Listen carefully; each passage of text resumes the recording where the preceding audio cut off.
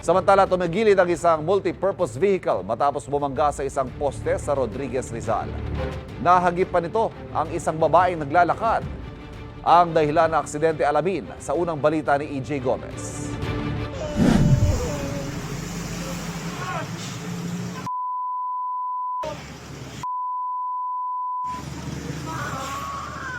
Kinumpronta ng lalaking yan ang driver ng tumagilid na sasakyan na sangkot sa aksidente sa Payatas Road, Mayon Avenue sa Barangay San Jose, Rodriguez, Rizal mag-aalas 12 ng hating gabi noong linggo.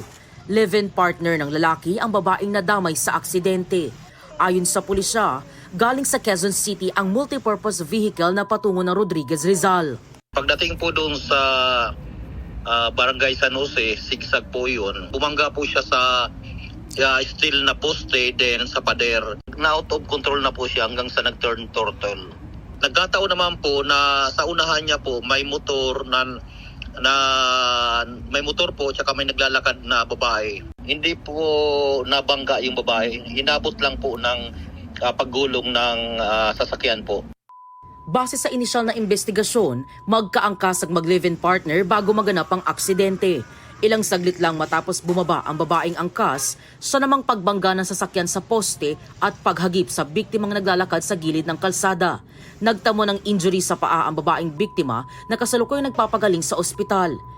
Isa naman sa 4 na pasahero ng tumagilid na sasakyan ang nagtamo ng minor injury sa ulo. Walang pahayag sa media ang driver pero base sa salaysay niya sa pulisya, aminado siyang nakaidlip habang nagmamaneho. Hating gabi na po ma'am, nakaidlip. Hindi niya po akalain na sasabit siya doon po sa posting. So hindi po siya nakainom, nagkataon lang po talagang antok na. Tsaka madilim po sa area. Nagkaareglo na raw ang dalawang panig. Nangako raw ang driver na sasagutin niya ang pagpapagamot ng babaeng biktima. Ito ang unang balita.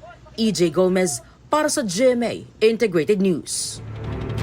Kapuso, huwag magpapahuli sa latest news and updates. Mag-iuna ka sa balita at mag-subscribe sa YouTube channel ng GMA Integrated News.